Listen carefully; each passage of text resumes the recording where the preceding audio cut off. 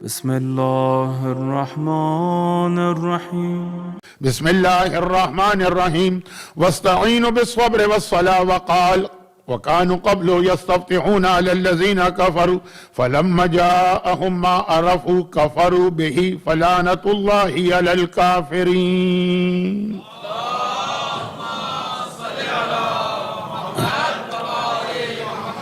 1448 ہجری 1448 ہجرہ کے عشرہ ثانی جو عشرہ سجادیہ بھی کہلاتا ہے اور شاید عشرہ زینبیہ بھی، اس کی آج دوسری گفتگو ہے۔ لیکن کل کی مجلس تو بہرحال شب جمعہ کی وجہ سے ذرا سا موضوع سے ہٹ کے ہوئی تھی، اور کل کی مجلس کے خلاصے کو صرف اس لیے بیان کر رہا ہوں تاکہ آج کی مجلس کا ربط اس سے مل جائے کہ ایک تو موت کو یاد رکھنا ہے، اور جیسا کہ میں نے عرض کیا کہ بنیادی اعتبار سے تو یہ عشرہ چوتھے امام کے حوالے سے ہے، تو موت کو یاد دلانے کے حوالے سے چوتھے امام کی سیرت میں اتنے واقعات ہیں جو ابھی باقی مجالس میں آئیں گے۔ دوسرا دعا، اور دعا تو ایسی چیز ہے کہ صحیفہ کاملہ اور نہج البلاغہ دو ہی تو کتابیں ہمارے پاس ہیں جو کسی امام معصوم سے کنفرم طریقے سے منسوب ہیں۔ نہج البلاغہ خطبات کا نام ہے، صحیفہ کاملہ دعاؤں کا نام ہے، شب جمعہ دعا۔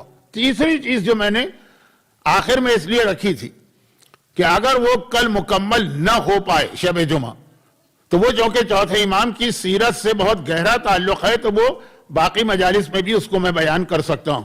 باقی دو پیغام تو شب جمعہ کے تھے، تیسرا زمانے کے امام کے حوالے سے جو بات شروع ہوئی تھی، اور یہ جیسا کہ میں نے عرض کیا کہ اگر شب جمعہ نہ بھی ہوتی تبھی چوتھے امام کے حالات کا زمانے کے امام سے اس لیے بڑا گہرا تعلق ہے کہ کربلا کا انتقام جو چوتھے امام کی سب سے بڑی تمنا تھی، اور تاریخ میں آپ کو واقعات اگر نہ بھی سنائے جائیں تو آپ خود کہیں گے کہ جس کا باپ مارا جائے تو بیٹے کے دل میں کیسی وہ تمنا ہوتی ہے، وہ پوری کرنے والے زمانے کے امام تھے، تو ربط تھا۔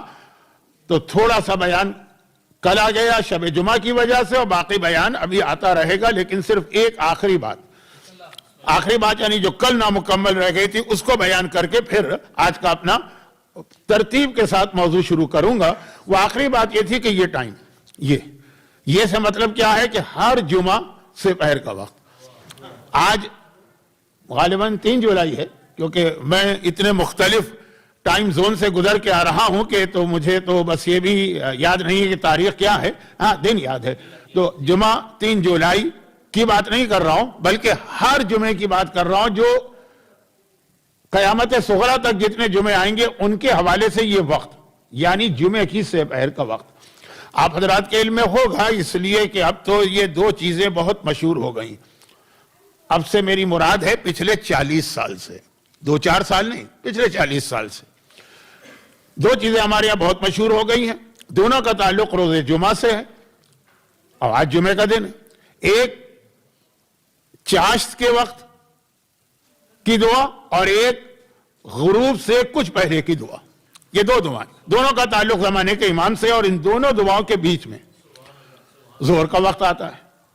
دیکھیں عموماً اسلام میں جو دعائیں ہیں، اعمال ہیں، ان کا وقت ہوتا ہے رات۔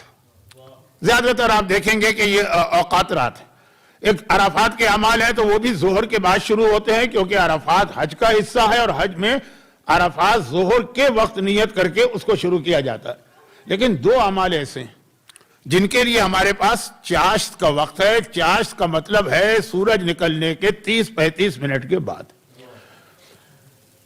ایک ہے عاشورے کے عمل، جو کل میں نے عرض کیا تھا، اور ابھی بھی نظامت کرنے والے ہمارے نوجوان نے اشارہ کیا، حیات من الذلہ کا خطبہ آقا حسین نے چاشت کے وقت دیا۔ کل میں نے عرض کیا تھا نا کہ وہ جب فجر کی نماز ہو گئی اور پھر ترتیب ہوئی اور پھر وہ جنگ شروع ہونے والی تھی، تو اعمال عاشورہ کا جو بہترین وقت ہے، بلکہ بہترین میں نے غلط کہا، اعمال عاشورہ کا جو اصلی وقت ہے وہ چاشت ہے۔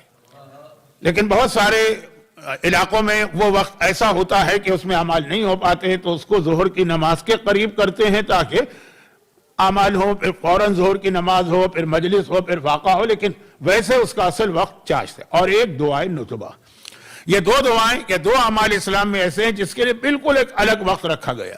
फजर के 40 मिनट के बाद का। बरादरान अहले सुन्नत के यहाँ एक नमाज है जो हमारे यहाँ जायज नहीं। अब इस लफ्ज की तशरीह जायज नहीं है, जरा सी लंबी हो जाएगी, इसलिए कि आपके इल्म में है कि बहुत सारे मसाइल में मराजे में इख्तिलाफ होता है, लेकिन ये 90% तय। एक देखिए तरावीह की नमाज है तो नमाज अच्छी चीज होती है नमाज, मेरा तो जिंदगी भर का मौजू है, और चौथे इमाम के हवाले से नमाज की बात ना हो, ये हो ही नहीं सकता। तो अभी बयान तो आएगा, अभी तो और बहुत ज्यादा आएगा, लेकिन एक तरावीह की नमाज जो हमारे यहाँ हराम है, और उसकी वजूहात आप इतना रमजान में सुनते हैं कि इस वक्त बयान करने की जरूरत भी नहीं है, और जो मेरा मौजू है उसमें गुंजाइश भी नहीं। और एक है चाश्त की नमाज, जिसे बरादरान इशराक की नमाज कहते हैं, जिसकी बड़ी फजीलत वो लोग बयान करते हैं। बल्कि अगर आप हरमैन जाएं, मक्का और मदीना, तो वहां जो नमाज के टाइमिंग लिखे होते हैं उसमें इस नमाज का टाइम भी अलग से मेंशन होता है। फजर की जब नमाज कज़ा हो जाए उसके 30 मिनट के बाद ये चाश्त या इशराक की नमाज, और फिर बाकी 4 नमाजें। उनके यहाँ बहुत अहम है, हमारे यहाँ ये जायज नहीं है। रिवायतों पर रिवायतें भी हैं और उसकी वजूहात भी हैं, और फिर कभी कभार एक जुमला कहा जाता है तो उसका जवाब भी आपको मालूम है, लेकिन मैं वो चूंकि एक जुमला 2 जुमले हैं इसलिए बयान किए देता हूं, वरना जैसा कि मैंने अर्ज किया कि मेरा अपना मौजू इतना बड़ा है कि बाकी चीजों की गुंजाइश नहीं, लेकिन एक जुमला कभी ये जुमला आ जाता है, और आजकल बहुत आता है यूट्यूब की वजह से और सोशल मीडिया की वजह से। माह मुबारक रमजान शुरू होता है, तरावीह की नमाज है कि नहीं है, जायज नहीं है, हराम है कि हलाल है, हत्ता ये कि अब तो बरादरान अहले सुन्नत के यहाँ भी काफी उलमा कहने लगे कि नमाज कभी रसूल खुदा ने पढ़ी नहीं है और ये इस्लाम में है नहीं। खैर, तो मैं उधर नहीं जा रहा हूं क्योंकि ये तो पूरा 1 घंटे का मौजू होगा। तो एक जुमला कहा जाता है बाज बरादरान की जानिब से, मेरा मौजू नहीं है किसी और की तरफ कोई एतराज करना, लेकिन एक जुमला कि भाई रसूल ने पढ़ी कि नहीं पढ़ी कि सही है तो नमाज ना, और नमाज एक अच्छा काम है, अच्छा काम आदमी जब करे वो अच्छा। तो उसके लिए जवाब भी रसूल ने ही दिया कि शायद दुनिया के अच्छे तरीन, अफजल तरीन, नेक तरीन कामों में से एक मस्जिद का बनाना, मगर एक मस्जिद ऐसी है जो रसूल खुदा ने अपने हुक्म से तोड़वाई भी, और खाली तोड़वाई नहीं बल्कि हुक्म दिया कि मदीने वाले अपने यहाँ का गार्बेज, कूड़ा करकट यहाँ लाके फेंका करें। सूरह तौबा के अंदर पूरा तस्करा है, इन्नल्लज़ीना इत्तख़ज़ू मस्जिदन ज़रारन व कुफ़रन व तफ़रीक़न बैनल मोमिनीन व इरसादन। इस चार खुसूसियात इस मस्जिद की जिसको रसूल ने तोड़वाया सूरह तौबा में बयान हुई है। क्योंकि आजकल बहुत ज्यादा लोगों में शौक भी पैदा हुआ है और आसानियां भी हो गई हैं, तो लोग उम्रे पे जाते हैं, हज पे जाते हैं। वहां जब आप मस्जिद क़ुबा की जियारत करते हैं तो उस मस्जिद की जियारत के साथ एक दुआ पढ़ाई जाती है, उसमें सूरह तौबा की इस आयत का इशारा तो है। अच्छा काम हमेशा अच्छा भी नहीं होता है अगर हुक्म रसूल के खिलाफ हो। अच्छा, वापिस आ जाइए, जो असल बात चल रही थी, चाश्त का वक्त यानी फजर के आधे घंटे के बाद 35 मिनट के बाद सर्दी गर्मी में 2, 4, 5 मिनट का फर्क होता है। आमाले आशूरा, क्योंकि आशूरे का जिहाद उसी वक्त शुरू हुआ था। और एक दुआए नुतबा, क्योंकि दुआए नुतबा किसे कहते हैं? रोना, गिड़गिड़ाना, फरियाद करना, आहोजारी करना, सर पीटना, नुतबा तो इसको कहते। और वो वक्त भी दुआए नुतबा के लिए इसलिए रखा गया कि सूरज निकलने तक तो एक उम्मीद होती है, एक ढारस होती है, एक सहारा होता है। किस चीज का? भाई जो कल रात का जुमला था ना कि जब इमाम आएंगे तो वो कोई शब जुमा होगी, तो शब जुमा खत्म हो गई, इमाम फजर के वक्त जाहिर होंगे। अब फजर के वक्त इमाम जाहिर हुए, हम तक इत्तला आई नहीं आई, अभी सूरज निकला और चाश्त का वक्त आ गया। वहां तक उम्मीद थी शायद कहीं से न्यूज आ जाए, शायद कहीं से खबर आ जाए। जब उस वक्त तक खबर नहीं आई तो आदमी अब रो रहा, गिड़गिड़ा रहा है, फरियाद कर रहा है, पुकार रहा है कि मौला क्यों नहीं। दुआ नुतबा तो कौन मोमिन नहीं पढ़ता, बल्कि मेरा तजुर्बा यह है कि मोमिनीन से ज्यादा मोमिनात इस दुआ को पढ़ा करती है। शायद उसकी एक वजह यह है कि अभी भी हमारे यहाँ बास खवातीन ऐसी हैं जो वर्किंग क्लास में नहीं आई हैं, तो उनके पास ये वक्त होता है। तो उसमें क्या है? दुआए नुतबा में यह ना फरियाद ही तो है ना, आईना आईना कह के। ऐना अरबी में कहते हैं कहाँ, वेयर, कहाँ है करबला का इंतकाम लेने वाला, कहाँ है अंबिया का इंतकाम लेने वाला, कहाँ है औलाद अंबिया का इंतकाम लेने वाला। यही जुमले कहते हैं ना। वो वक्त क्यों रखा? वो वक्त इसलिए रखा कि जुमे की सुबह इमाम का ज़हूर होगा और फजर के वक्त इमाम जाहिर होंगे, تو اب امید ہے کہ گھنٹے 1.5 گھنٹے میں اطلاع آ جائے گی. جب نہیں آئی تو یہ مومن روتا ہے, گڑ گڑاتا ہے, دیواروں سے سر ٹکراتا ہے, فریاد کرتا ہے, آنسو بہاتا ہے کہ ایک جمعہ اور گزر گئے اور آج بھی امام نہیں آئے. یہ ہے دعائے ندبہ کا وقت اسلام نے وہ کیوں رکھا. لیکن ایک بات میں نے کل ایک جملہ کہا تھا کہ یہ ضروری نہیں ہے کہ امام جمعے کے دن ظاہر ہو, اس جملے کی تشریح بعد میں آئے گی, لیکن بہرحال 90% امکان ہے جمعے کے دن. ٹھیک ہے. اس کے بعد آیا ظہر کا وقت. آئیے مولانا تشریف لائیے, درود بھیجے محمد و آل محمد.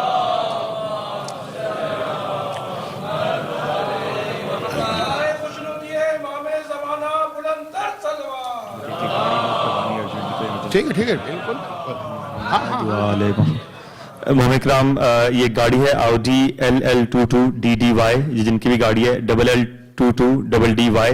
اور اس کے علاوہ مجھے ایک اور گاڑی کا بھی میسج آیا, مجھے نمبر پلیٹ نہیں پتا, لیکن آپ مومنین کو پتا ہوگا کہ جنہوں نے بھی گاڑی غلط پارک کی ہے, کسی کو بلاک کیا, پلیز وہاں سے فوراً اپنی گاڑی ہٹا لیں. اور محمد وآل محمد بلندتر صلوات. تکلف اعلان کیا کریں, یہ تو بہت ضروری ہے یہاں کے ماحول میں. اس قسم کے اعلانات کے ہم لوگ بہت عادی ہیں, خاص طور پر ویسٹ میں. پاکستان میں تو سب چلتا ہے, بہت زیادہ عادی ہیں. یعنی بعض اوقات تو بہت میرے لیے بھی گراں گزرتا ہے, مجمع کے لیے بھی گراں گزرتا ہے کسی ایک مومن کی غلطی سے.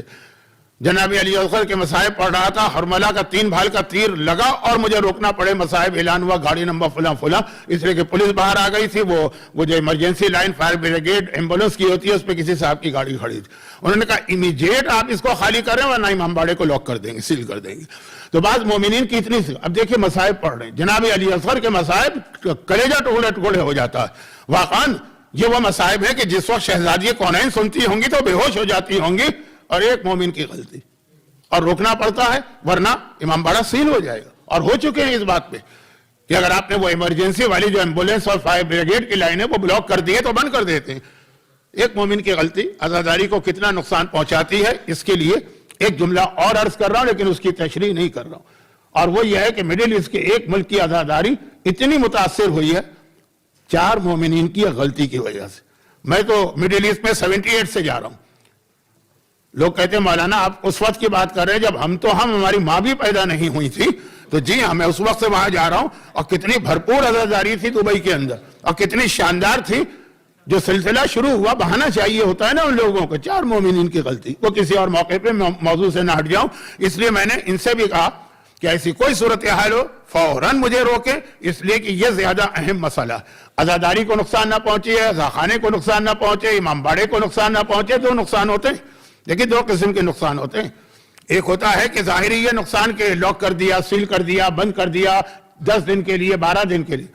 اور دوسرا یہ نقصان نہ بھی ہو تو بدنامی ہو صفحہ ازا کی اور اس ہمارے مذہب کی. کیونکہ مجھے یاد ہے, اچھا میں ان چیزوں کا عینی گواہ ہوں, یہ نہیں کہ سنی سنائی بات, کہ لندن میں ایک امام باڑہ تھا, وہاں کے اوپر اب لوگ مجلس ختم ہوئی, پہلا عشرہ میں پڑھ رہا تھا, چائے پیتے ہیں لوگ, چونکہ رش بہت زیادہ تھا. میری وجہ سے نہیں, موت سننے کون آئے گا. آقا حسین کے نام پہ بہت زیادہ رش تھا, پتہ نہیں 2 میل تک گاڑیاں پارک تھیں. لوگ چائے لے کے چل رہے, جا رہے, جہاں چائے ختم ہوئی وہیں پہ انہوں نے کپ پھینک اور آگے بڑھ گئے. صبح کا وقت, یہاں سے وہاں تک غالباً 500 سے 1000 کپ زمین کے اوپر پڑے ہوئے. تو وہ جو محلے والے تھے, وہ میں تھا وہاں, میں وہیں رہ رہا تھا, وہ آئے, انہوں نے کہا کہ یہ کیا ہو رہا ہے. اب ایک مومن نے کہا کہ ٹٹ فور ٹیٹ کہتے ہیں انگریزی میں, کہ ہم نے کیا تو کیا ہوا. آپ کے یہاں دیکھا جب ویکینڈ کے اوپر پب سے لوگ نکلتے ہیں تو کیا کرتے ہیں. انہوں نے کہا سوری, ہمیں نہیں پتا تھا کہ یہ آپ کا پب ہے, ہم تو سمجھ رہے تھے کوئی ریلیجیس جگہ ہے, کوئی ہولی پلیس. وہ ایسا تانا دے کے وہاں سے گیا کہ مجھے ممبر پہ کہنا پڑا کہ ہم نے کیا یہ تصویر پیش کرنا ہے لوگوں کے سامنے کہ یہ کوئی شراب کی جگہ یا پب یا کیسینو یا انٹرٹینمنٹ ہے, یا ایک قابل احترام جگہ. خیر, تو میں واپس آ جاؤں اپنے موضوع پر, کیونکہ اس قسم کی غلطیاں مجھے یقین ہے, 100% یقین ہے. میں اس سے پہلے کبھی اس مرحلے سے مانچسٹر میں نہیں گزرا, لیکن یقین ہے 100% کہ اس سے پہلے بھی کئی بار ایسا ہو چکا ہوگا. پہلے عشرے میں زیادہ ہوتا ہے. تو بات ہو رہی تھی کہ ظہر کا وقت آ گیا. جو لوگ تھوڑی دیر سے آئے وہ 2-4 منٹ ٹھہر جائے تاکہ یہ میرا نقطہ ختم ہو, تو پھر میں دوسرے موضوع پر آؤں. تو اب ظہر کا وقت آ گیا, جمعے کا دن, چاشت کا وقت, امام نہیں آئے, آنا چاہیے. یاد کیا ہم نے پوری رات امام کو دعائیں مانگی, آنا چاہیے, نہیں آئے. اب ہم روئے, اب ہم گڑ گڑائے، اب ہم نے فریاد کی، اب ہم نے اپنا سر پیٹا، اب ہم نے دیوار سے سر ٹکرایا. اس کے بعد ظہر کا وقت آیا تو ہم نے امام کو سلام کیا. تقریباً ہر مسجد میں جمعے کی ظہر کو امام کی ایک زیارت پڑھی جاتی ہے. چھوٹی چھوٹی باتیں بیان کرنے کی ضرورت نہیں ہے، آج کل تو بچے بھی جانتے ہیں کہ ہفتے کے 7 دن معصومین میں تقسیم کر دیے ہیں اسلام نے. سیٹرڈے کا دن رسول خدا کا ہے، سنڈے کے دن مولا شہزادی کا ہے، تو جمعے کے دن امام زمانہ کا ہے. دن تقسیم کرنے کا مطلب کیا؟ اس کا مطلب یہ کہ جو دن جس معصوم کا ہے وہ دن اسٹارٹ کرو اس امام کو سلام کر کے. سیٹرڈے کو تمہیں سلام کرنا ہے رسول خدا کو، سنڈے کو تمہیں سلام، دن کے آغاز میں کام جو تمہارے شروع ہو رہے ہیں. تو جمعہ زمانے کے امام کا ہے، لیکن وہاں پہ ہے کہ ظہر کے وقت زیارت پڑھی جاتی. اس زیارت میں 2 جملے بہت اہم ہیں. یہ وہ زیارت ہے، میں نے بار بار میں عرض کر رہا ہوں کہ میں تو یہاں کبھی اتنا زیادہ نہیں آیا، لیکن باقی دنیا میں جہاں جاتا ہوں، جہاں جمعے کی نماز ہوتی ہے وہاں جمعے کے بعد یہ زیارت پڑھائی جاتی ہے. جہاں جمعہ کے دن جمعہ نہیں ہو پاتا کسی وجہ سے تو ظہر کے بعد مجھے امام زمانہ کی زیارت پڑھائی جاتی ہے. خالی جمعے کے دن نہیں، پھر دوہرا دوں، سیٹرڈے کو رسول کی زیارت، لیکن چونکہ وہ بالکل صبح کے وقت ہوتی ہے. سنڈے کو مولا کی یا شہزادی کی زیارت. اور یہ زیارت پڑھ کے دن شروع کیا کریں، آپ خود دیکھیں گے کتنا برکت والا وہ دن بنا کرے گا. جمعے کے دن ظہر کے وقت اس کے اندر 3 لفظ بہت اہم آئے، جن میں پہلا لفظ تو میں چاند رات کی مجلس میں پڑھتا ہوں، شب اول یا محرم کی، تو وہ تو آج کا موضوع نہیں. 2 جملے اور بہت اہم ہیں جس کے اوپر کافی علماء میں ڈسکشن ہے. ایک جملہ یہ ہے کہ مولا آپ پہ سلام ہو، آج یوم الجمعہ جمعہ ہے، المتوقع فیہ ظہورک. یہ زیارت کا جملہ پڑھ رہا ہوں جو ساری زندگی زیارت میں نے بھی پڑھی ہے جمعے کے دن، اور آپ نے بھی پڑھی یا سنی ہوگی. مولا آج جمعے کا دن ہے، ایکسپیکٹڈ ہے آپ کا ظہور. ایکسپیکٹڈ، یہ جو لفظ ایکسپیکٹڈ ہے یہ بہت اہم لفظ ہے. توقع ہے، اردو میں کہوں المتوقع فیہ ظہورک. تو ایک یہ لفظ جس کو میں نے عرض کیا نا کہ اگلی کسی مجلس میں ذرا بیان کروں گا، یہ تو بیان کروں گا. اور ایک تیسرا لفظ ہے جس کو بیان نہیں کروں گا، لیکن وہ بھی بہرحال زیارت میں آیا ہے، اسی زیارت میں جمعے کی، کہ مولا آپ پر سلام ہو اور آپ کی اولاد پر سلام. اب یہاں سے ایک ڈسکشن ہوتا ہے کہ کیا زمانے کے امام کی شادی ہوئی ہے، اور اگر شادی ہوئی ہے تو کیا ان کی اولاد ہے کہ نہیں، اور اگر ان کی اولاد ہے تو کیا اللہ نے جو معجزہ زمانے کے امام کو دیا کہ ان کو طول عمر عطا کی، یہ ان کی بیوی کو بھی معجزہ ملا یا نہیں؟ بیوی کی تو وہی جو ایک عام عمر عورت کی ہوتی ہے، اس کے بعد انتقال ہو جاتا ہے تو پھر دوسری شادی ہوتی ہے، تو پھر تیسری شادی ہوتی ہے. اولاد کو بھی کیا لمبی، ایک لمبا ڈسکشن ہے. اور چونکہ زمانے کے امام کے حالات پر آج کل نوجوانوں کو بڑا شوق ہے تو بہت سے علماء اس پہ پڑھتے ہیں. آپ نے بھی بہت سنا ہوگا، میں پڑھ چکا ہوں، میرا زمانہ گزر گیا. لیٹ 70s اور ارلی 80s میں نے اس موضوع پہ بہت بات کی ہے. اب سب لوگ بات کرتے ہیں تو کوئی ضرورت نہیں ہے مجھ جیسے طالب علم کو اس میں دخل دینے کی. تو خلاصہ یہ تھا کہ جمعے کی سے پہر بات یہ ہو رہی تھی کہ یہ جو وقت ہے جمعے کا، سورج ڈوبنے سے تھوڑا پہلے کا، یہ بھی بہت اہم ہے. اور یہ وہی پیغام ہے جو کل رات کی مجلس میں ایک لفظ میں نے کہا تھا کہ چوتھے امام نے زمانے کے امام کے لیے تیار کیا ان نوجوانوں کو جو کربلا میں نہیں تھے اور تڑپ رہے تھے کہ کاش ہم کربلا میں ہوتے. تو پھر چوتھے امام نے کہا کہ ہاں تمہیں موقع ملے گا، میرا بیٹا آئے گا. لیکن ایک وارننگ بھی دی تھی، وہ بہت مشہور وارننگ، وہ بھی بہت زیادہ پڑھی جاتی ہے، لیکن جمعے کی سے پہر کے حوالے سے اس کو کم بیان کرتے ہیں. وہ کیا وارننگ دی، وہ روایت کو میں کل کی مکمل کر کے جمعے کی سے پہر سے ملا کے اپنے آج کے موضوع پہ بات شروع کروں. اچھا، یہ جو میں نے تھوڑا ذکر زمانے کے امام کا کیا، جو لوگ بعد میں آئے ان کو میں بتا دوں کہ میں نے عرض کیا تھا کہ یہ وہ موضوع تھا جو ویسے ہی میرے اس عشرے میں آنا تھا. ہاں، پہلے 2 موضوع موت اور دعا وہ صرف شب جمعہ کے لیے تھا، تیسرا اس عشرے میں آنا تھا، ساری مجالس نہیں، لیکن اس کو آنا تھا، اس لیے میں اپنے موضوع سے بالکل بھی نہیں ہٹاؤں. چوتھے امام کے حوالے سے ایک تمہید باندھ رہا ہوں، لیکن یہ آخری بات سن لیجیے. جس وقت اب آ جائیے، واپس آئیے. ایک ریکویسٹ میں آج آپ سے کروں گا اور ایک ریکویسٹ کل کی مجلس میں کروں گا کہ اب آپ چلے جائیے اپنے دماغ میں ایک تصویر بنائیے. ایک تصویر آج بنائیے، ایک تصویر میں آپ سے کل بنواؤں گا دماغ کے اندر.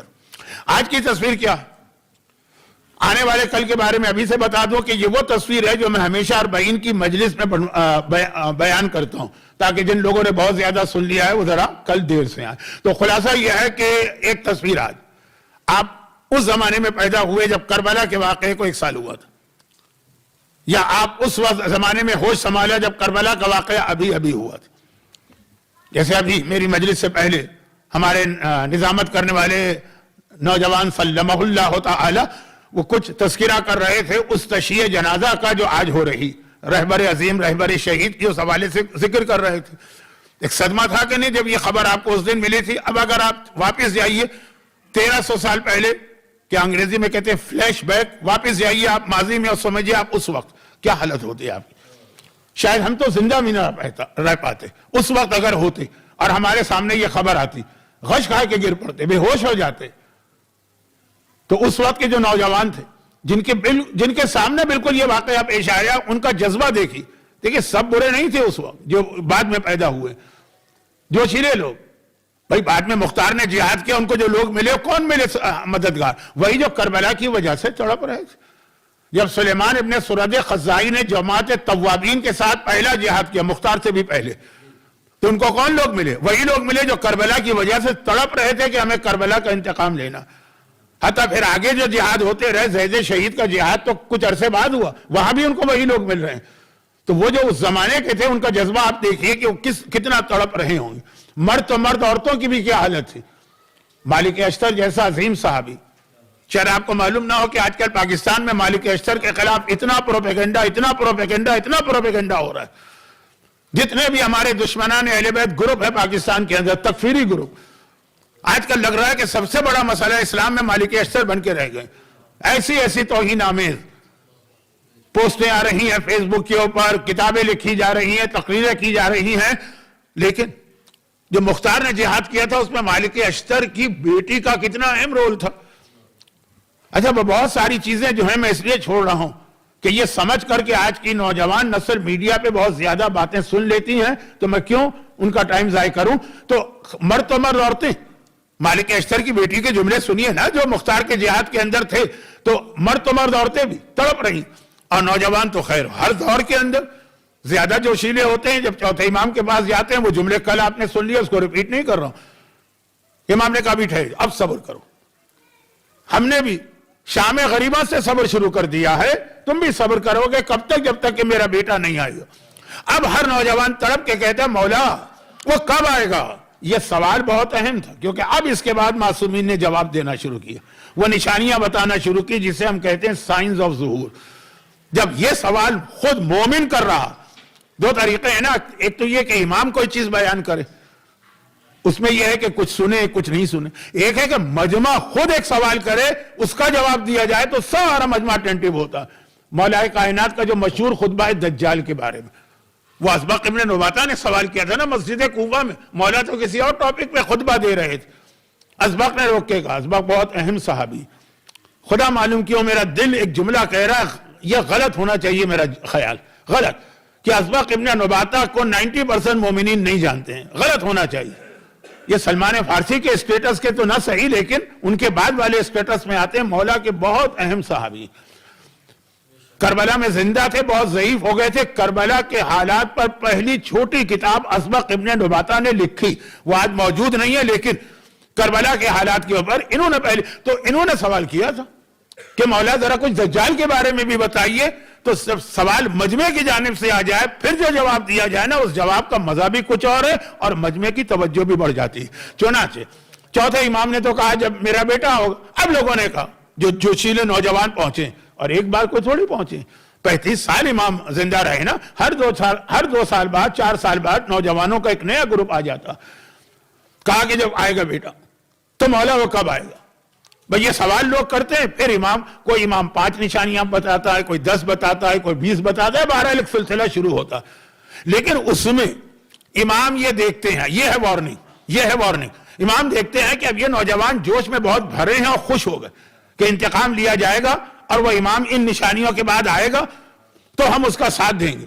جوش میں بھرے چوتھے امام نے اب وارننگ دی، اور یہ وارننگ کا جمعے کی سپہر سے ایک تعلق بن رہا. تو وہ کیا وارننگ دی؟ امام نے کہا لیکن یاد رکھو ایک بات، یہ ضروری نہیں ہے کہ اگر تم اس وقت، اچھا الفاظ میرے، مفہوم امام کا ہے کہ یاد رکھو یہ ضروری نہیں کہ اگر تم اس وقت میرے اس بیٹے کے لیے اتنا تڑپ رہے ہو اور اس کا انتظار کر رہے اور چاہ رہے ہو کہ جلدی آ جائے، تو ضروری نہیں ہے کہ جب وہ آئے تو تم اس کے ساتھی بنو گے، اس لیے کہ بہت زیادہ اس کا انتظار کرنے والے اس کے ظاہر ہونے کے بعد وہ اس کے خلاف تلوار نکالیں گے. ایک ہوتا ہے خلاف ہو جانا، وہ الگ بات. جیسے آج ایک ماحول بن رہا ہے، میں کمپیئر نہیں کر رہا ہوں، نہ اتنی بڑی جسارت کر سکتا ہوں، لیکن آج بہت سارے لوگ ایسے ہیں جو مہاراج کے خلاف، بہت سارے پروپیگنڈے ہو رہے ہیں، لیکن تلوار تو نہیں نکال رہے نا. امام کے اتنا خلاف ہوں گے کون لوگ؟ دشمنان اہل بیت، وہ تکفیری گروپ نہیں، انتظار کرنے والے کہ وہ امام کے خلاف تلوار تک نکال لیں گے. تو جو اپنا ابھی تم اتنا تڑپ رہے ہو کہ جلدی سے وہ امام آ جائے تاکہ ہم کربلا کا انتقام لینے کے لیے اس کے ساتھی بنے، تمہیں کیا پتا کہ اس وقت اس کے ساتھی بنو گے کہ اس کے دشمن بنو گے؟ آج کا ساتھی ضروری نہیں ہے کہ اس وقت بھی ساتھی بنے. اور اس میں مقداد کا جملہ بہت اہم ہے، لیکن اس کو میں روک رہا ہوں تاکہ جمعے کی بات تو ہو جائے نا.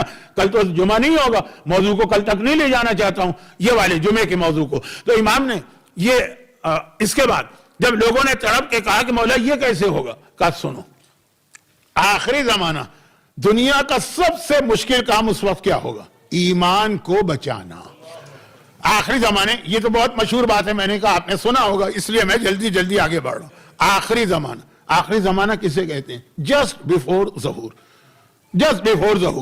کا وہ سب سے مشکل کام دنیا میں ہوگا اپنے ایمان کو بچانا. اردو میں ایک محاورہ ہے، اگرچہ ذرا سا سلنگ قسم کا محاورہ ہے، کہ جو چھلنی ہوتی ہے نا جس میں آپ چیزیں چھالتے ہیں، اس میں پانی لے جانا آسان ہے، ایمان بچانا مشکل ہے. اور پھر امام نے 2-3 مثالیں بھی دی، بہت مشہور مثالیں ہیں لیکن چھوٹی ہیں تو دہرائی جا سکتی ہیں. امام نے فرمایا، چوتھے امام کی حدیث پڑھ رہا ہوں کیونکہ یہ عشرہ چوتھے امام کے حوالے سے فرماتے ہیں، آخری زمانے میں اگر مومن سے کہو کہ ایک جلتا ہوا کوئلہ، دہتا ہوا کوئلہ اپنے ہاتھ پر رکھ کر صبح سے شام تک کھڑا رہے، وہ آسان ہے. اور اس سے کہو کہ اپنے ایمان کو صبح سے شام تک بچا لے. روز ایک نیا امتحان ہوگا، روز ایک نئی ٹیسٹنگ ہوگی، روز ایک نیا ٹرائل ہوگا اپنے ایمان کو بچانے. ایک یہ مثال دی. ایک مثال معصوم نے، یہ چوتھے امام کی حدیث نہیں ہے، دوسری والی، یہ 5ویں یا 6ٹھے کی. فرمایا کہ آخری زمانے میں حالت یہ ہوگی کہ جیسے کوئی رات کو سرما لگا کے سوئے تو صبح اٹھتا ہے تو سرما آنکھ سے اڑ چکا ہوتا ہے. آخری زمانے میں مومن رات کو آئے گا تو اس کا ایمان اس طرح چلا جائے گا کہ اس کو پتہ بھی نہیں چلے گا کب میرا ایمان چلا گیا. پھر ایک روایت اور بھی کہ صبح کا مومن شام کو مومن نہیں رہے گا، اور جو شام کو اپنے گھر آیا وہ اگلی صبح تک مومن نہیں رہے گا. جس کے اوپر بعض اوقات 200 سال پہلے 300 سال پہلے لوگ اعتراض کرتے کہ بھئی شام کو جب آپ گھر آ جاتے ہیں نا، جب تک یہ الیکٹریسٹی نہیں دریافت ہوئی تھی تو اندھیرا، تو پھر تو آدمی سو جاتا. رات کے وقت کیا ایسا ہوگا کہ ایمان چلا جائے؟ لیکن جب سے یہ میڈیا آیا، 24 گھنٹے میں 22 گھنٹے ہمارے نوجوان موبائل پہ ٹکے ہوتے ہیں. نوجوان تو اس لیے کہہ رہا ہوں کہ ان کو کہنا آسان ہے، وہ سن لیتے ہیں، ورنہ بڈھے بھی کم نہیں ہیں. مرد تو مرد، بچے تو بچے، بوڑھے تو بوڑھے، جوان تو جوان. یہ ایمان رخصت کرنے والا ایک ہتھیار آپ کے پاس ہے. یہ ایمان بچانے والا بھی بن سکتا ہے، ایمان ختم کرنے والا بھی. لیکن سوشل میڈیا کچھ عرصے کے بعد بات آئے گی، یعنی اسی مجلس میں سوشل میڈیا کتنا بڑا فتنہ بن رہا. ہمارے یہاں کتنی طلاقیں سوشل میڈیا کی وجہ سے ہو رہی. ہماری کتنی خواتین کالے کپڑے پہن کر جس طرح سوشل میڈیا پہ آ رہی. بات کا موضوع چھوڑ دیجیے. تو خلاصہ یہ کہ یہ فرمائے معصوم کہ ظہور سے پہلے ایمان بچانا دنیا کا مشکل ترین کام ہوگا. اور اس کے حوالے سے پھر معصوم نے ہمیں کئی دعائیں بھی بتائیں کہ ایمان بچانے کے لیے یہ دعا بھی پڑھو، یہ دعا بھی پڑھو، یہ دعا بھی پڑھو. 2 موقع ہوتے ہیں جب انسان کا ایمان ضائع ہوتا ہے، چلا جاتا ہے. پوری زندگی ایمان پہ رہنے والا چلا جاتا ہے ایمان. ایک موت کے وقت، ایک ظہور امام کے وقت. چنانچہ دعائے عدیلہ ہمارے یہاں ایک دعا ہے جو ہر شب جمعہ پڑھی جاتی ہے. عدیلہ کہتے ہیں عدول، چلا جانا، ایمان کا رخصت ہو جانا. لمبی دعا اس لیے ہفتے میں ایک دن. ایک چھوٹی دعا عدیلہ ہے، ہر نماز کے بعد پڑھو، رضیت باللہ ربا وبمحمد نبیا وبعلی اماما. ایک چھوٹی دعا کہا یہ ہر نماز کے بعد پڑھو. دیکھیں پورا جیسے دوائیوں کا ایک کورس دیا جاتا ہے نا، ایمان بچانے کا کورس دعا کی شکل میں. اور پھر کہا کہ ایک دعا ایسی ہے کہ صبح شام اٹھتے بیٹھتے پڑھو، یا مقلب القلوب ثبت قلبی علی دینک. اب ایک چھوٹی دعا ہے، دن میں 10 دفعہ پڑھ سکتے ہو، 15 دفعہ. پھر ایک بڑی دعا ہے تو کہا چلو 5 دفعہ پڑھو ہر نماز کے بعد. اور پھر اور بڑی دعائیں تو کہا ہفتے میں ایک بار پڑھو. تو یہ مختلف دعائیں اس طرح دی جا رہی. ایمان بچانے کے لیے کوئی مسئلہ ہے نا ایمان بچانا، تبھی تو یہ دعائیں دی گئی ہیں. لیکن روزی رزق کی دعا لوگ مانگتے ہیں، تو خالی دعا سے تو رزق نہیں ملتا ہے، کوشش بھی کرنا. لوگ بیماری صحت کے لیے دعا مانگتے ہیں، خالی دعا پڑھنے سے تو صحت نہیں ملتی ہے، دوا بھی لینا پڑتی. تو ایمان بچانے کے لیے دعائیں بھی دی گئی ہیں, ساتھ میں کہا نہیں تمہیں بھی کچھ محنت کرنا ہے. وہ چیزیں پوری ایک لسٹ ہے کہ کیا کیا چیزیں سب سے زیادہ جلدی سے ایمان کو ختم کرتی ہیں. آتی رہیں گی باتیں, ابھی تو میں ترتیب میں جا رہا ہوں. اس میں سے مشکل ترین وقت جو ایمان جائے گا تو نمبر 1 موت کا ہے. وہ تو میں شب جمعہ پڑھتا ہوں, شاید ایک شب جمعہ مجھے اور ملنے والی ہے, تھوڑا مزید اس کا تذکرہ آنے والی شب جمعہ کروں, شاید, وعدہ نہیں کرتا. دوسرا وقت ہے ظہور امام سے کچھ پہلے کا. ایمان جا رہا, ابھی امام نہیں آئے, لیکن ایسا ماحول دنیا کا بنے گا کہ ایمان جا رہا. اب آپ لوگ مجھ سے زیادہ, میں سوشل میڈیا کا آدمی نہیں, میں نے دنیا میں صرف 2 آدمی دیکھے ہیں, ایک آیت اللہ سیستانی کو اور اپنے آپ کو, جس کے پاس کوئی فون نہیں ہوتا. تو باقی تو خیر اتنا ہر ایک کے پاس اتنا عام ہو گیا ہے کہ فون نہ ہونا تعجب ہوتا ہے. امریکہ کے امیگریشن میں پہلا سوال یہ ہوتا ہے جب آپ داخل ہوتے ہیں, وزیٹر, سٹیزن نہیں, وزیٹر, اپنے سارے سوشل میڈیا اکاؤنٹ بتائیے. میں نے کہا میرے پاس ایک بھی نہیں. 100% اس نے کہا کہ آپ غلط بیانی کر رہے, ہو ہی نہیں سکتا. آج کی دنیا میں سوشل میڈیا پہ کوئی نہ. پھر ایک کمرے میں لے جاتے ہیں نا, جس کو سیکنڈری انسپیکشن کہتے ہیں, وہاں 8 گھنٹے لوگوں کو بٹھاتے ہیں, پورا چیک کرتے ہیں. میں نے کہا لے جائیے. آدھے گھنٹے میں اس نے چیک کر لیا, کہا واقعا آپ صحیح کہہ رہے ہیں, ہم نے تو آج تک ایسا آدمی نہیں دیکھا. تو میں یہ کہہ رہا ہوں کہ مجھے اتنی معلومات نہیں ہے, آپ کو زیادہ معلومات.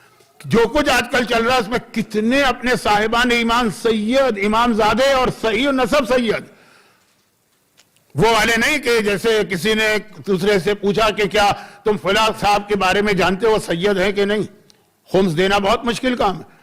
تو نہیں پتا, بس یہ مشہور ہے سید, وہ بھی کہتے ہیں, سب لوگ کہتے ہیں. اور ان کے بارے میں جانتے ہو, ان کے بارے میں جانتا ہوں کیونکہ تو میری آنکھوں کے سامنے سید بنے. تو خلاصہ یہ ہے کہ ان کی بات نہیں کر رہا ہوں جو آنکھوں کے سامنے سید بنے, جو حقیقی سید. ایک نیا فتنہ کھڑا ہوا ہے, بہت اشارے میں بات کر رہا ہوں کیونکہ وقت میرے ہاتھ سے پھسلا جا رہا ہے. میرا تو آج جمعے کا موضوع بھی پورا نہیں ہو پا رہا ہے, بہت اشاروں میں بات کر رہا ہوں. آج ایک نیا فتنہ کھڑا ہوا. ہو سکتا ہے کہ کسی مرحلے پر یہ مسئلہ واجب بن جائے. اب وہ کیا کھڑا ہوا ہے کہ جو سید اسی کو مانیں گے جو اپنا پہلے ڈی این اے ٹیسٹ کرا کے ثابت کرے کہ وہ سید. یہ سلسلہ شروع ہوا. اچھا, اب اتنے جھوٹے سید بھی معاشرے میں آ گئے کہ چونکہ خمس تو واجبات میں شامل ہے, سید کا حصہ خالی سید کو جائے گا. تو جیسے ابھی مراجع کہتے ہیں کہ 2 عادل گواہی دیں کہ سید ہے تو سید مانو, یا وہ اس علاقے میں کافی 2 3 4 پیڑھیوں سے رہ رہا ہو اور مشہور ہو کہ سید ہو, تو ہو سکتا ہے کبھی یہ بھی آ جائے کہ ڈی این اے سے ثابت ہو تب اس کو خمس دینا. یہ بات کے مرحلے ابھی ہماری زندگی میں نہیں آ رہا. تو اب سید 100% کنفرم سید, جن کا پورا شجرہ محفوظ ہے, معلوم بھی ہے, وہ تک آپ جائیے سوشل میڈیا پر, کبھی امام زمانہ کا انکار ہو رہا ہے, کبھی مولا علی کا انکار ہو رہا ہے, کبھی رسول خدا کا. تو ایمان کتنا ضائع ہوگا وہ تو اس مجھ جیسے گھر میں بیٹھنے والے سوشل میڈیا سے الرجک آدمی کو بھی پتا چل رہا ہے, تو آپ کی بات چھوڑیں. لیکن اس کے بعد جب امام آ جائیں گے, بٹن نہیں ہے کہ آپ نے بٹن دبایا اور لائٹ آ گئی, ایسا نہیں ہے. امام آ گئے اور معلوم ہے 2 گھنٹے میں ساری دنیا کے حالات بدل گئے, اور مومنین کے لیے رہا تو آرام ہے. زیادہ مشکل زمانہ ہوگا, زیادہ ٹف زمانہ ہوگا. امام کے آنے کے بعد کچھ عرصے جو ہیں بہت امتحان مومن کو دینا پڑیں گے. اس میں پہلا امتحان, پہلا, باقی سارے امتحان نہیں بتا رہا ہوں, یہ میرا ایک الگ موضوع. میں 2 حوالے سے دنیا میں مشہور تھا, اب تو خیر میرا بڑھاپا آ گیا ہے, اب بس قبر میں پاؤں لٹکائے بیٹھا ہوں. ہر عروج کے بعد ایک زوال ہے, عروج تو کبھی بھی نہیں آیا, اس سے پہلے زوال آ رہا ہے, اور بالکل میں مینٹلی پریپیئرڈ بھی ہوں اس کے لیے اور جانتا بھی ہوں.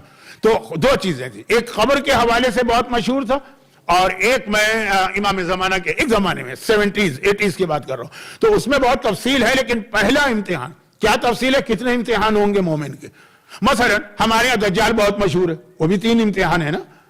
روزی رزق کا امتحان ہوگا, بے پردہ عورتوں کا امتحان ہوگا, میوزک کا اور بہت سارے. پہلا امتحان یہ ہوگا کہ جس صبح کو امام آئیں گے, اور جیسا کہ میں 2 دن سے کہہ رہا ہوں 90% چانسز ہے کہ وہ جمعے کی صبح کو آئیں گے. تو اسی سے پہر کو, تو اگر امام جمعے کو آئے اور 90% چانس جمعے کو ہے, تو 90% چانس ہے جمعے کی سے پہر کو. ہاں, وہ جو 10% ہے کہ شاید سیٹرڈے کو امام آئیں, یہ بھی روایتوں میں, وہ بات کی چیز ہے. 90% کوئی ابھی جو مشہور ہے اسی کو سمجھیے, کوئی نیا فی الحال ایشو ضرورت نہیں ہے شروع کرنے کی. اسی شام کو ایک اور اعلان ہوگا. صبح کا اعلان جبرائیل کریں گے نا کہ امام آ گئے, جہاں الحق وزاق الباطل ان الباطل کان زہوقا. شام کا اعلان, شام سے مطلب یہ کہ عصر کے بعد شیطان کی طرف سے ایک اعلان ہوگا, اور وہ جبرائیل جیسی آواز میں ہوگا کہ امام اس وقت سیریا پہنچ گئے, ان کو جوائن کرنا ہے تو وہاں جاؤ. اچھا, اب ہر مومن کو معلوم ہے کہ ظہور کے بعد امام وہاں جائیں گے سیریا میں. میں انگریزی لفظ اس لیے استعمال کر رہا ہوں کہ ہمارے یہاں اردو میں اور عربی میں تو اس کو ملک شام کہتے ہیں, لیکن شام کا وقت اور شام کا ملک کنفیوز آپ نہ ہو جائیں. تو وقت شام کا ہے, ملک اعلان ہوا, صبح کا اعلان تھا مکے پہنچو, شام کا اعلان تھا کہ سیریا پہنچو. امام تو نہیں ہے سیریا میں, امام تو مکے میں, ابھی 3 دن مکے میں رہیں گے, بہت سارے ضروری کام امام مکے میں کریں گے, پھر مدینہ جائیں گے, وہاں بھی کچھ ضروری کام کریں گے جو آپ کو معلوم ہے سیریا جاتے جاتے بہت وقت لگے گا, مدینے میں بھی بہت ضروری کام ہے.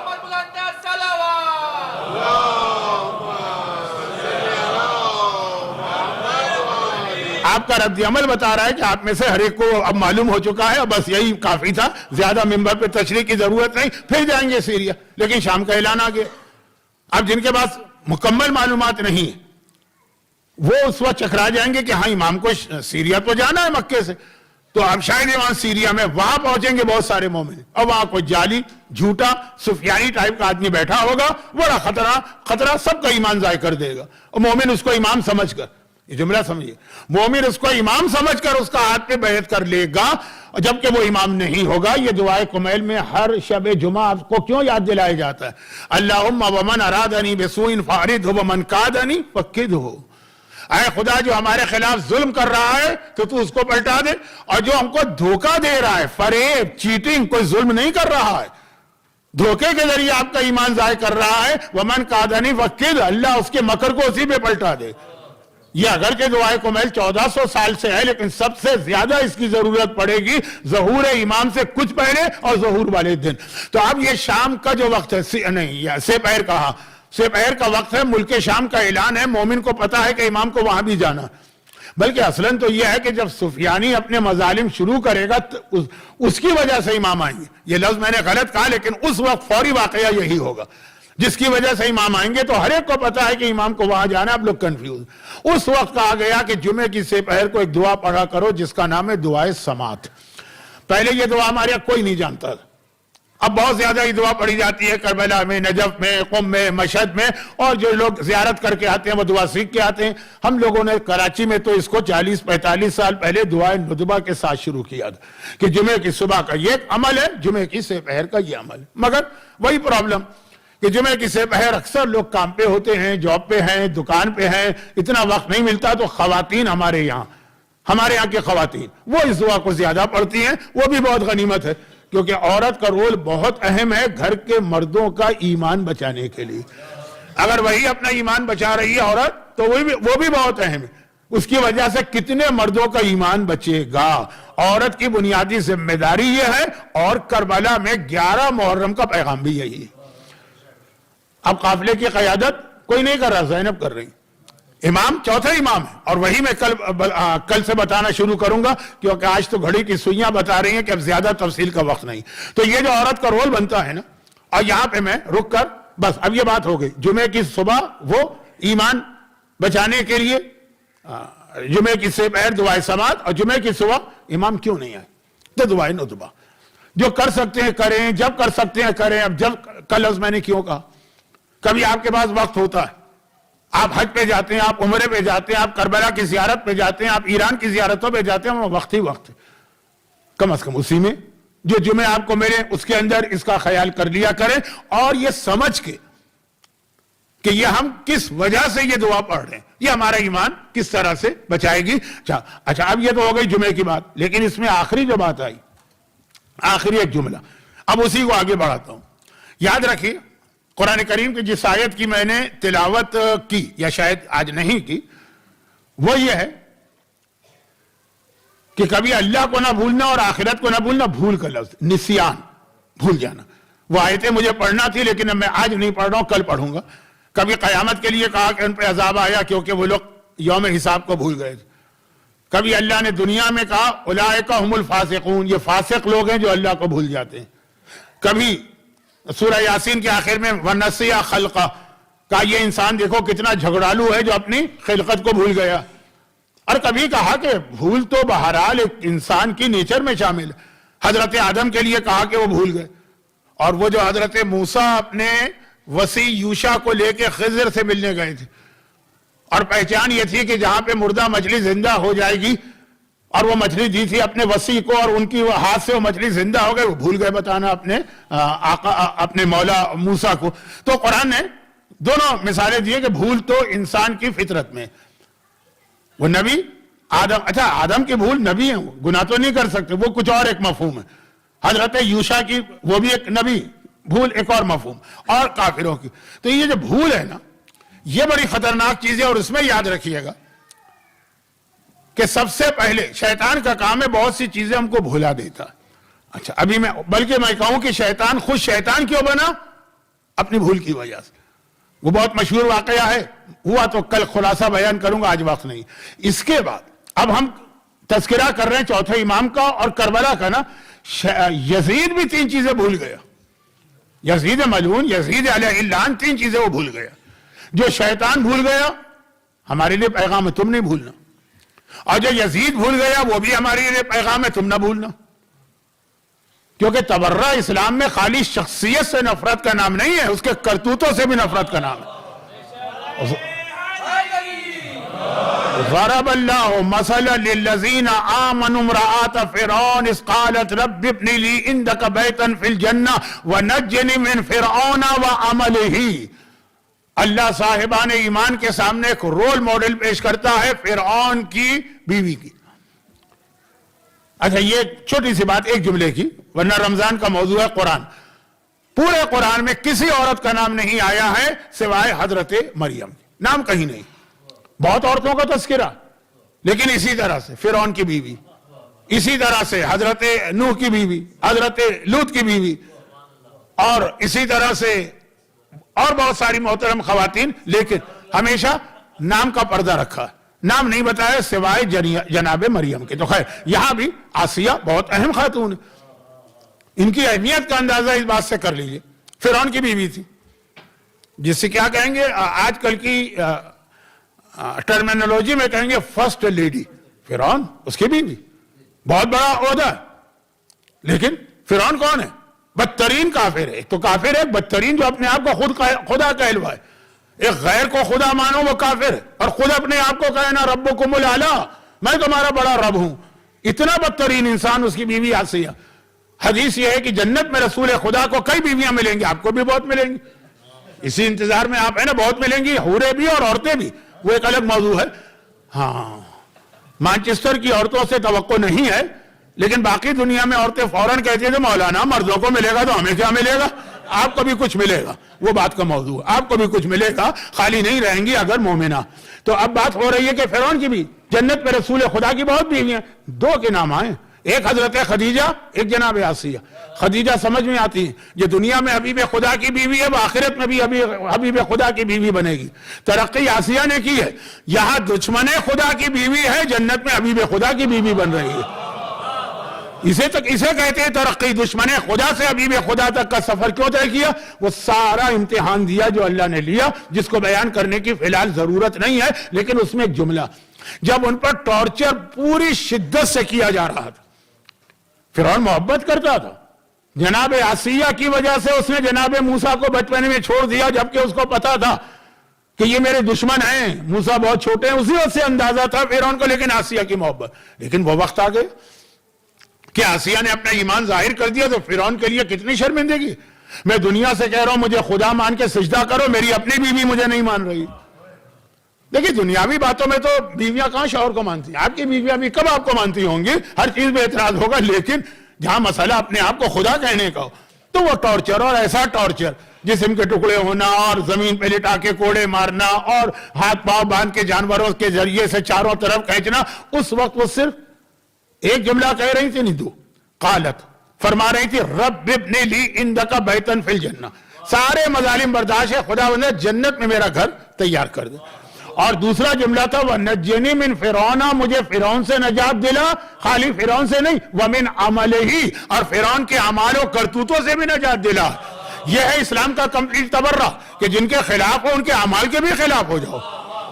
میدان کربلا میں یہ جتنے بھی ہمارے ساتھ و شمر تھے، ان میں سے یہ جو ایک چھوٹا سا گروپ تھا 10-20% کا، بہت کم بھی نہیں تھے، 20-30%، یہ تو آئے تھے دشمنی اہل بیت میں جل کے، لیکن کچھ لوگ دولت کے لالچ میں آئے تھے۔ قاضی شرح نے حسین کے قتل کا فتویٰ ہی دیا تھا جب اس کے گھر میں درہم و دینار کی تھیلیاں بھجوائی گئیں یا بوریاں بھجوائی گئیں۔ تو اگر ان سے نفرت اور دشمنی ہے اور ہونا چاہیے اور ہے، تو ان کے عمل سے بھی نفرت اور دشمنی ہو کہ نہیں چاہیے مال دنیا جس کی وجہ سے دین جا رہا ہو۔ یہ ضمنی بات آ گئی ہے، تفصیلات تو آتی رہیں گی۔ تو خلاصہ یہ کہ اب یزید بدترین انسان کتنی لعنتیں بھی کرے تو کم ہے، لیکن اس کے کرتوت بھی تو دیکھیے نا، اس میں ایسا نہ ہو۔ لقمان حکیم سے کسی نے پوچھا نا کہ تم نے ادب کیسے سیکھا؟ کہا بدتمیز لوگوں سے۔ ارے وہ تو بدتمیز ہے، ادب کیسے سیکھا؟ کہا ایسے سیکھا جو وہ کرتے تھے وہ میں چھوڑ دیتا تھا، ادب آتا چلا گیا۔ جو یزید کرتا ہے نا وہ ہم اور آپ چھوڑ دیں تو جا کے صحیح معنوں میں حسینی بنیں گے۔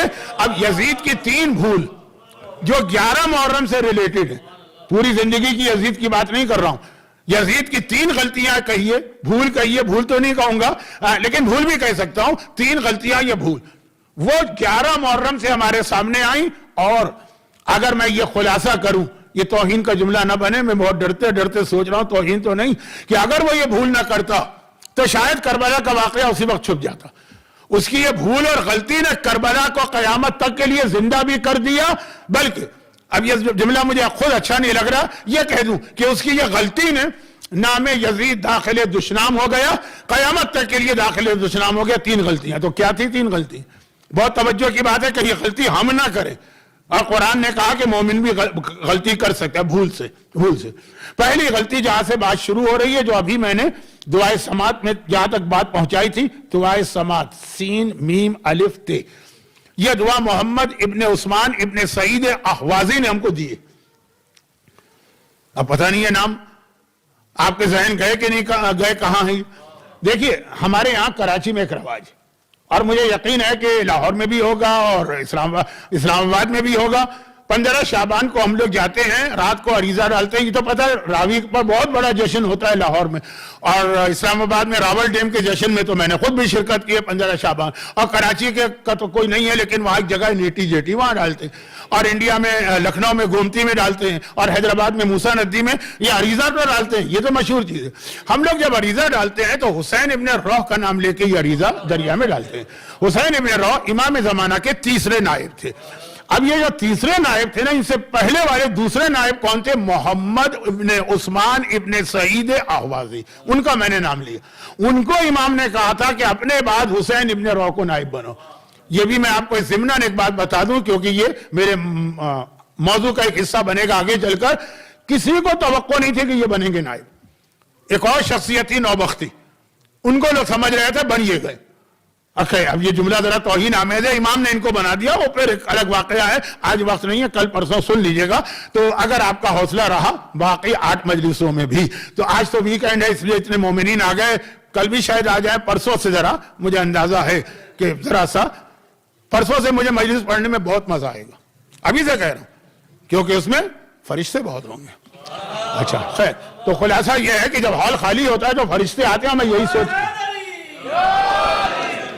اچھا تو خیر، اب بات ہو رہی ہے کہ حسین ابن روح سے پہلے والے نائب بہت اہم نائب، انہی کے میسج سے حسین ابن روح ہمارے سامنے آئے، جو اتنے اہم بنے کہ عریضہ ان کا نام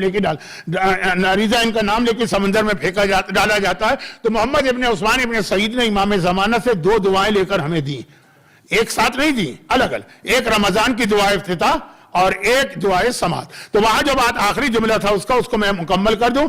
یزید کی پہلی بھول، 3 جو خاص میں ہائی لائٹ کر رہا ہوں، اس نے کوئی 3 بھول کو تھوڑی کی، لیکن یہ 3 بھول تھی، باقی تو اس نے جان بوجھ کے گناہ کیے۔ پہلی بھول یہ تھی کہ اس نے وہی غلطی کی جو شیطان نے کی تھی، شیطان کی اصلی غلطی نہیں بتا رہا ہوں، ایک اور غلطی، کہ اس نے یہ سمجھا کہ کربلا میں عورتیں جو ہیں بہت کمزور ہیں، اصل میرا دشمن حسین اور اولاد حسین ہے، جن کو میں نے کربلا میں مار دیا، اب یہ عورتیں ان کی کیا حیثیت، یہ میرا کیا بگاڑ سکتی ہے، یہ میرا کیا نقصان پہنچا سکتی ہے۔ اس نے عورت کے رول کو بہت معمولی قرار دیا۔ اچھا اب شیطان کا آپ کو واقعہ یاد ہوگا، کیونکہ شیطان والا واقعہ ہمارے علماء اور بعض ذاکرین بہت زیادہ نمک مرچ چھڑک کے اس کو ذرا اسپائسی بنا کے مزیدار بنا کے پڑھتے ہیں، ان کا انداز اور ہے، میرا انداز اور ہے۔ لیکن بات دونوں میں کامن ہے کہ شیطان نے جب حضرت ابراہیم سے قربانی رکوانا چاہی بیٹے کی تو اس نے دیکھا یہ قربانی مجھے رکوانا، اس پورے واقعے میں جتنے کیریکٹر اور افراد ہیں ان میں کمزور ترین کون ہے، اسے جا کے توڑوں۔ یہی طریقہ ہوتا ہے نا کسی بھی ملک کا کہ اگر کوئی ملک دوسرے ملک پہ اٹیک کرے کہ اس کا جو کمزور محاذ کون سا ہے وہاں سے اٹیک کرو تو ہم آگے بڑھ سکیں گے۔ کہاں پہ ذرا یہ کمزور ہے، انسان پہ حملہ ہوتا ہے جیسے کہا جاتا ہے کہ انسان کا پیٹ بہت کمزور ہے وہاں سے، تو خیر کمزور طریقے سے میں مثالیں نہیں دے رہا ہوں کیونکہ وقت میرے ہاتھ سے نکل رہا۔ تو خلاصہ یہ کہ اس نے دیکھا ابراہیم بہت مشکل کام ہے، نبی ہے، معصوم ہے، اور اس وقت کی بات ہے جب وہ امامت کے منصب پہ آ چکے ہیں۔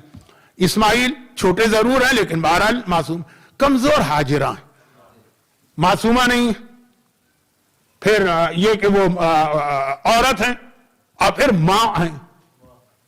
طاقتور عورت بھی جب ماں ہو تو کمزور ہو جاتی، اس کو جا کے توڑو، اس کے ذریعے سے اس واقعے کو روکو۔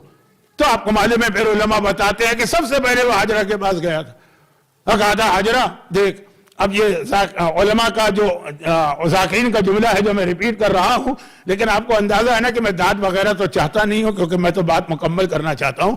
حاجرہ کے پاس گیا، جملہ بہت مشہور ہے، آپ کا سینکڑوں دفعہ کیا نہیں ہزاروں دفعہ کا سنا ہوا کہ حاجرہ کو توڑنا ہے۔ حاجرہ روک سکتی ہے، ماں بھی ہے تو بیٹے کی محبت میں، عورت بھی ہے، عورت ویسے ہی جلدی شیطان کے قابو میں آ جاتی ہے بقول شیطان کے، ایسا حقیقت نہیں۔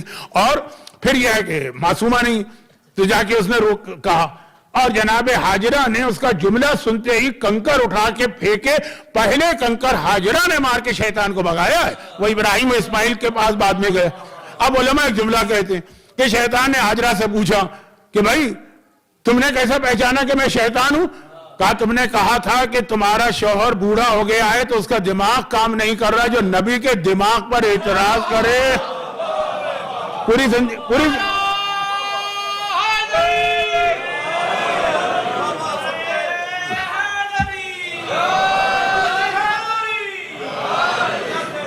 زندگی آپ کا سنا ہوا جملہ ہے، پھر بھی بہرحال آپ کا ایمان ہے کہ آپ مجد میں آ گئے اور واہ واہ کرنے لگے، تو اب یہ شیطان کی بھول تھی نا، سب سے کمزور ان کو سمجھا، سب سے پہلے کنکر بھی انہوں نے حاجرہ نے مارے جسے اس نے کمزور سمجھا تھا۔ ابراہیم اور اسماعیل سے زیادہ حاجرہ کا رول ہے کہ وہ تو معصوم نبی تھے، انہوں نے شیطان کو بھگایا، لیکن حاجرہ پہلا یہ اس نے، اور یہی غلطی یزید نے کی۔ یہ بھائی یہ تو کربلا کے اندر یہ ایسی خواتین ہیں جن کے سواگ گزر چکے ہیں، جن کے بیٹے مارے جا چکے ہیں، جن کے بھائی دنیا سے گئے ہیں، ویسے ہی غمزدہ ہیں، عورت عام حالت میں بھی کمزور ہے، اس وقت اور کمزور۔ وہی شیطان والی غلطی یزید نے کی۔ اور دیکھی میں نے ایک جملہ مجلس کے شروع میں نہیں بیچ میں بیان کیا، اور وہ یہ ہے کہ دوسروں کی غلطیوں سے انسان سبق لے کر پھر وہ غلطی نہ کرے، وہ ہوتا ہے لقمان حکیم، کہ نبی نہیں ہے لیکن اتنے اہم ہے کہ پورا سورہ ان کی تعریف میں قرآن میں آ گیا۔ تو اب یہ ہے کہ یزید نے جو غلطی کی، ہم اور آپ تو پتہ نہیں اس پہ توجہ دے رہے ہیں کہ نہیں دے رہے ہیں۔ یزید کے اس دور کے ایک بہت بڑے نمائندے اور نائب نے یہ پیغام دیا کہ جی یزید کی غلطی کو میں نے سمجھ لیا، صدام۔ اب زمانہ ایسا ہے کہ نئی نسل یہ نام بھول چکی ہے، 2003 میں اس کو پھانسی دی گئی ہے، 23 سال ہو گئے، پوری نسل چینج ہو گئی، مگر میری عمر کے لوگ یا مجھ سے تھوڑا چھوٹے لوگ صدام کے مظالم کو بھی جانتے ہیں، اور یہ بھی واقف ہے کہ کس طرح اس کی جڑوں میں یہ بات بیٹھی تھی کہ مجھے عراق سے شیعت کا خاتمہ کرنا۔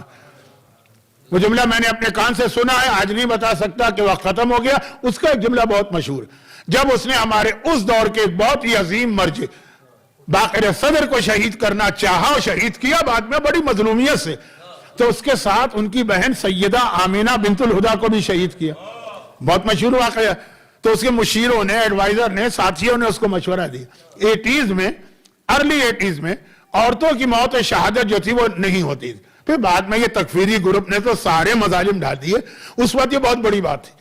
تو اس کے مشیروں نے، اس کے ایڈوائزر نے، اس کے وزیروں نے اس کو مشورہ دیا کہ باقر صدر کو شہید کرو، مرد ہیں، کتنے ہی بڑے صحیح لیکن مرد۔ آمینہ بنت الہدا کو شہید نہ کرنا، اس لیے کہ بہرحال ایک عورت ہے، عورت کی اگر شہادت ہو گئی تو دنیا میں ایک ہنگامہ مچ جائے گا۔ جو ہمارے بہت بڑے بڑے حامی اور سپورٹر ہیں خلیج کے ممالک، گلف ممالک، وہ بھی ہمارا ساتھ نہیں دے پائیں گے، مغربی دنیا کو بھی دکھانے کے لیے صحیح کنڈیم کرنا پڑے گا۔ تو کیوں ایسا کام کر رہے ہو کہ بلا وجہ تمہارے خلاف پروپیگنڈا ہو. تو صدام نے کہا پھر میں کیا کروں, کہا ان کو جیل میں ڈال. بے اختیار اس کی زبان پہ لفظ آیا جسے انگریزی میں کہتے ہیں ایکس ٹیمپو. کیا تم چاہتے ہو کہ میں وہی غلطی کروں جو یزید کر چکا؟ بھائی کو شہید کر کے بہن کو زندہ رکھا, چاہے جیل میں رکھا. اس بہن نے قید کے عالم میں کس طرح سے یزیدیت کے چہرے سے نقاب نوچ کر قیامت تک کے لیے یزیدیت کا اصلی چہرہ دکھا دیا. اس کا جملہ سے کیا میں وہی غلطی کروں جو صدام کر چکا؟ تو اس نے یہ سمجھ لیا, مومن کو بھی یہ سمجھنا. اور یہ کیا سمجھنا ہے, کس طرح سمجھنا ہے, یہ انشاءاللہ کل سے بات ہوگی. یزید کی یہ بہت بڑی بھول تھی کہ اس نے یہ سمجھا کہ یہ چند قیدی عورتیں, کمزور سی عورتیں میرا کیا بگاڑ سکتی. ان کمزور سی عورتوں نے وہ انقلاب برپا کیا اور وہ تبدیلی لے کے آئی. لیکن جیسا کہ میں نے عرض کیا کہ اس میں خاص طور پر ہمارے سامنے جناب حاجرہ کی مثال میں ایک جملہ آیا جو کربلا میں ریپیٹ ہو رہا ہے, اور وہ یہ کہ عورت ویسے تو ہے ہی کمزور, یعنی شیطان سمجھ رہا ہے, لیکن اگر ماں ہو تو اولاد کے حوالے سے بہت کمپرومائز ماں کو کرنا پڑتے ہیں. ہمارا سلام اور کربلا کی ان ماؤں پر. اور دیکھیے ہر عمر کی اولادیں تھیں. شیرخوار بچہ بھی تھا گود والا, اور محمد کی عمر کا بچہ بھی تھا. اب دیکھیے بچوں کی عمر بڑھ رہی ہے. قاسم کی عمر کا بچہ بھی تھا, علی اکبر کی عمر کا بھی بالکل جوانی کا آغاز. یعنی ہر ماں کو اپنی اولاد سے محبت ہوتی ہے, لیکن مختلف ایج کے اعتبار سے محبت بدلتی رہتی ہے. ساری محبتیں کربلا میں. کوئی ایک بی بی مجھے بتا دیجئے کربلا کی جس نے یہ تمنا کی ہو کہ اللہ کرے کل آقا حسین کا جہاد کامیاب ہو جائے اور میری اولاد بھی بچ جائے. یہی ہوتا ہے نا, دو چیزیں ہوتی ہیں کہ بھائی ہم یہ نہیں کہتے کہ نعوذ باللہ حسین کو ہماری ضرورت ہے, محتاج ہے, کامیاب بھی ہو جائے لیکن ہماری اولاد بھی بچ جائے. وہاں حسین کی کامیابی کسی بیوی کی زبان پہ نہیں آ رہی ہے کہ وہ ہماری ذمہ داری نہیں ہے. اللہ جانے, حسین جانے. ایک تمنا ہر ایک پر ہے کہ میری اولاد یہ نہ بچے. جناب قاسم کے بارے میں ذرا سا ان کی ماں کو شک ہو گیا تھا تو کس طرح سے شب عاشور آقا حسین کے پاس قاسم کو بھجوایا تھا. بھئی اتنا پوچھ کے آجا اپنے چچا سے کہ تیرا نام کل کے شہیدوں میں ہے کہ نہیں. لیکن یہ ساری مائیں وہ تھی جنہیں یہ تھا کہ بہرحال ہماری اولاد. اب یہ جملہ میں کہہ رہا ہوں, اس کو اگلا جملہ سنیے گا پھر اس کو سمجھیے گا. اس کو لفظ کو توہین آمیز نہ سمجھیے کیونکہ وقت نہیں ہے سمجھانے کا. ہر بیوی کو, باقی ماں کو تھا کہ ہماری اولاد بہرحال اس قابل ہے نا کہ میدان میں جا کے جان دے سکتی. لیکن ایک ماں ایسی تھی جس کو تو یہی دکھ رہ کے تھا کہ میں اپنی اولاد قربان کرنا چاہتی ہوں لیکن میری اولاد تو اس قابل بھی نہیں ہے کہ میدان جہاد میں جا سکے. علماء ایک جملہ پڑھتے ہیں کہ شب عاشور آقا حسین نے مجھے چراغ گل کر کے ایک امتحان لیا نا, وہ تو آپ بہت سنتے ہیں. آقا حسین نے شب عاشور دو الگ الگ امتحان لی. ایک مغرب کی نماز پڑھا کر فوراً ہی مردوں کو بٹھایا, اور جو باتیں ہوتی ہیں وہ آپ شب عاشور سن چکے ہیں, اور پھر چراغ گل کیا. یہ مردوں کا امتحان. اور دوسرا امتحان عورتوں کا لیا. وہ کیسے؟ کسی خاتون سے حسین نے کوئی بات نہیں کی. مردوں کا امتحان لے کے مسلح پہ جا کے بیٹھ گئے اپنے خیمے میں. اللہ آپ کو بار بار کربلا لے جایا. آج بھی خیمہ گاہ موجود ہے. حسین کا خیمہ بھی ہے اور حسین کے خیمے سے ملا ہوا بیک ٹو بیک زینب کبریٰ کا خیمہ بھی ہے. حسین اپنے خیمے میں بیٹھ گئے. آدھی رات کے بعد تھوڑی دیر کے لیے حسین عبادت کو روک کر خیمے سے نکلے. اب چاروں طرف حسین کے خیمے کے چاروں طرف آج جہاں صحن بنا ہوا ہے صرف ایک جناب ام فروہ کا خیمہ محفوظ ہے, باقی تو صحن ہے. وہاں بیویوں کے خیمے تھے. اب حسین ایک ایک بیوی کا یہ امتحان لے رہے. کیسے؟ ان سے جا کے بات نہیں کر رہے ہیں, ایک ایک خیمے کو دیکھتے جاتے ہیں اور یہ دیکھتے جاتے ہیں کہ خیمے میں کیا ہو رہا. ایک ہی منظر ہر جگہ نظر آئے. ہر بیوی اپنی اولاد کو تیار کرا چکی ہے. تیار کرا کے اپنے سامنے بٹھا کر کل کے جہاد کی بات کر رہی ہے. لیلا ہے تو اکبر سے گفتگو ہو رہی, فروہ ہے تو قاسم سے گفتگو ہو رہی, زینب کبریٰ ہے تو عجیب انداز سے اون محمد کو بٹھایا.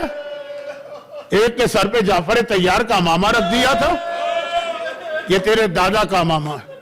دوسرے کے سر پہ حیدر کرار کا ماما رکھ دیا تھا, یہ تیرے نانا کا ماما. ہر طرف ایک ہی منظر ہے. مگر حسین کے کان میں ایک خیمے سے کسی بیوی کے رونے کی آواز آنے لگی. یہ کون ہے؟ کربلا میں کوئی بیوی نہیں رو رہی, سب مسکرا رہی ہیں, خوش ہیں. یہ کون ہے؟ دیکھا ہی تو رباب کا خیمہ ہے. تو حسین نے ہر خیمے کو باہر سے دیکھا, رباب کے خیمے میں داخل ہو گئے. کیا دیکھا کہ اصغر کے گہوارے پہ سر رکھے ہوئے رباب روتی جا رہی, آنسو بہاتی جا رہی. حسین قریب آئے, کہا رباب کیا بات ہے؟ اصغر خیریت سے تو ہے؟ 3 دن کا پیاسا بچہ ہے نا.